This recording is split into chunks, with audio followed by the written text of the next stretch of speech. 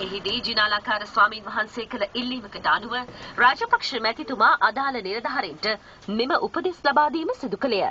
නාගරික සංවර්ධන අධිකාරිය පුරාවිද්‍යා දෙපාර්තමේන්තුව මධ්‍යම සංස්කෘතික අරමුදල හා යුද හමුදාව එක්ව අදාළ සංවර්ධන සැලසුම් සකස් කළ යුතු බවද ජනාධිපතිතුමා මෙහිදී අවධාරණය කළේය. ඒ අනුව ආවාසගිය චෛත්‍ය පිරිවෙන් ගොඩනැගිල්ල දානශාලාව හා බැතිමතුන්ගේ විශ්‍රාම ශාලාවේ ඉදිකිරීම කඩිනමින් ආරම්භ කිරීමට නියමිතයි.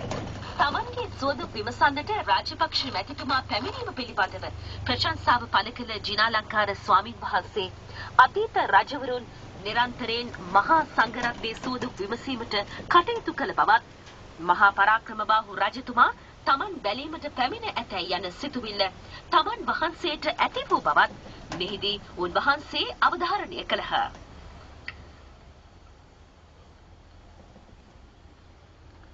පොළොන්නරුව තඹලවැව